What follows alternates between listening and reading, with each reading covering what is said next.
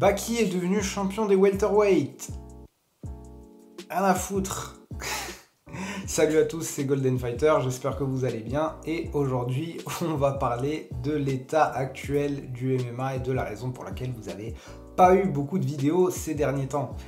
Comme vous avez pu le voir au titre de cette vidéo et à mes premiers propos qui ont ouvert la vidéo, on se fait chier. On se fait chier en fait, on se fait chier. Alors c'est très bien pour Baki, hein. Je suis pas en train du tout de lui manquer de respect. Force à lui, bravo, tu es devenu champion des welterweight à l'ARES contre Thiago Lima, une belle victoire hein, au deuxième round. Super et tout. Mais bordel de merde. C'est chiant hein, ce qui se passe en ce moment. Franchement, je vais pas vous mentir, moi ces derniers temps, dans la MMA français, je m'y retrouve pas. Et dans le MMA en général, hein. Je trouve que les événements qu'on a eus, franchement, et la médiatisation qui a été faite autour de ces événements, que ce soit par l'UFC, que ce soit par le PFL, que ce soit par tous les événements qui sont passés récemment, elle n'a pas été au rendez-vous. Et je trouve qu'on se fait extrêmement chier ces derniers temps dans le MMA, mais je vais vous expliquer pourquoi. Récemment, en termes de MMA français, comme je l'ai dit au début de la vidéo, on a eu Baki, du coup, qui a combattu en main event de l'ARES et qui est devenu champion des welterweight. Normalement, c'est une sacrée nouvelle pour tous les fans de Baki, pour tous les fans de MMA français, pour tous les fans de MMA en général, parce que Baki, c'est quand même un prospect dont on suit vraiment la carrière, et on a vraiment envie de savoir où il va aller, etc. Sauf que je ne sais pas pour vous, mais je sais que d'un certain côté du public de MMA, et c'est quelque chose que je ressens aussi beaucoup, bordel de merde, je n'arrive plus à en avoir quelque chose à foutre, en fait. Pourquoi ? Parce que, en fait, la médiatisation qui est faite autour de ces événements n'est pas au rendez-vous. Je trouve qu'en fait, on fait preuve de fainéantise à ce niveau-là, alors que c'est vraiment la promotion et la médiatisation normalement qui construit un événement et qui construit quelque chose, qui construit une personne. Après, c'est pas une critique que je fais que à l'ARES ou uniquement à Baki. C'est quelque chose qu'en fait je retrouve en général dans le MMA. C'est pour ça que ces derniers temps vous n'avez pas eu de vidéo, parce que je vous assure que c'était devenu pour moi une corvée de regarder du MMA. Parce que j'arrivais pas à en avoir quelque chose à foutre. Parce que les promoteurs, à mon sens, ne faisaient rien pour que j'en ai quelque chose à foutre, en fait. On nous faisait des promotions de cartes, de rêves, de combats super hypés. Récemment, on a eu Volkanovski contre Diego Lopez pour une ceinture vacante des featherweight. On nous annonce plein de nouvelles hyper hype, la montée d'Ilia Topuria en lightweight, la montée de Makhachev en welterweight. Mais waouh! C'est mou tout ça! C'est chiant! On n'en a rien à foutre.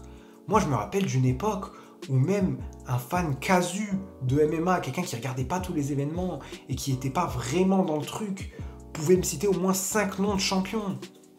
Aujourd'hui, on ne peut même pas en citer un seul. Pourquoi ? Parce que les champions, c'est Jack Della Maddalena, Magomed Ankalaev, Pantoja, Volkanovski, bon c'est le nom le plus connu qu'on ait, Makhachev a lâché sa ceinture. Mais bordel de merde, c'est mou. En champion des 84 kilos, on a Dricus du Plessis, les gars. Putain, on se fait chier. C'est insupportable. Vraiment. C'est devenu une corvée de regarder du MMA pour moi, honnêtement. Parce que à chaque fois que je regarde une conférence de presse, je me fais chier. À chaque fois que je regarde une interview de tel ou tel champion, tel ou tel fighter, je me fais chier.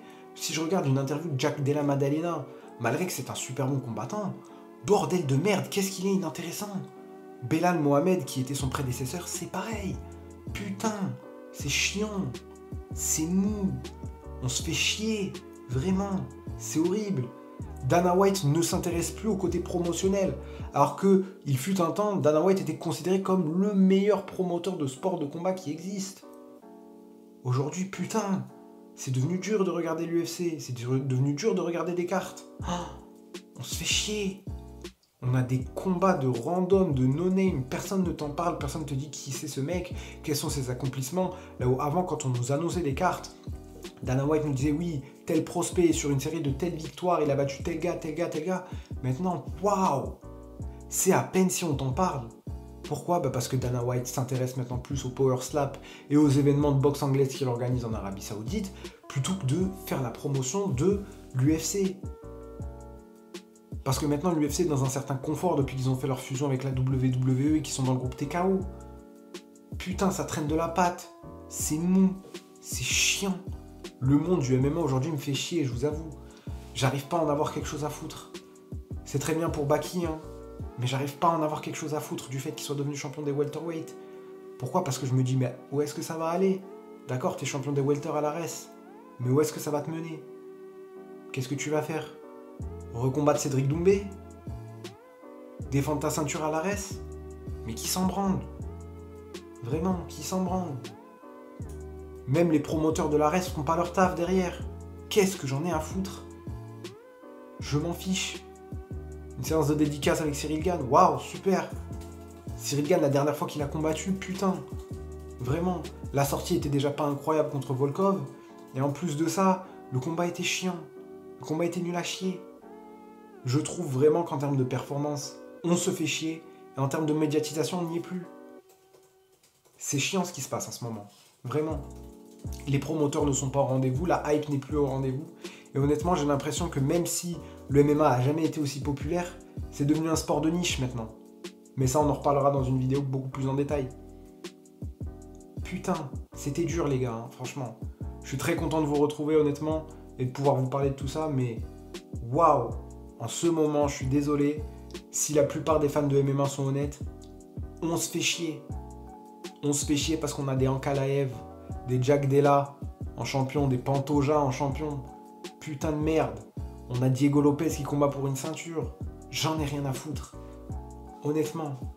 Et putain, si j'en ai rien à foutre de la plus grosse promotion de MMA au monde, alors comment veux-tu que je m'intéresse genre à l'ARES? Je peux pas. Putain de merde. On se fait chier. Oh là là. Aucune promotion, aucune médiatisation, aucun intérêt n'est créé au niveau du public. On se contente de faire des cartes pour faire des cartes.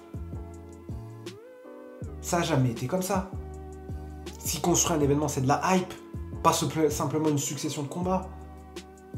Si j'ai envie de regarder des belles performances athlétiques, je regarde les JO.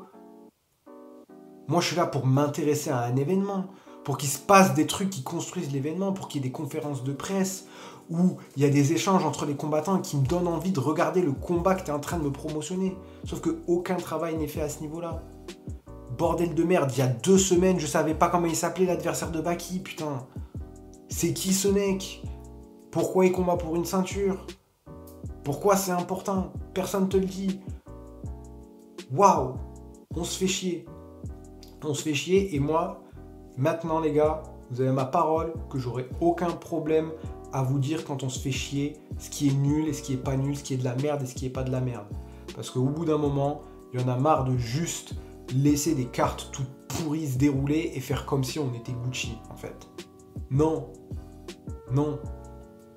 C'est pas parce que quelqu'un vous dit « Oh non mais c'est un événement incroyable, regarde, les 2 mecs sont hyper athlétiques » que forcément tu dois en avoir quelque chose à foutre. Au bout d'un moment, si c'est de la merde, c'est de la merde. Le combat entre Sean O'Malley et Merab Dvalishvili, c'était de la merde. C'était pas au rendez-vous.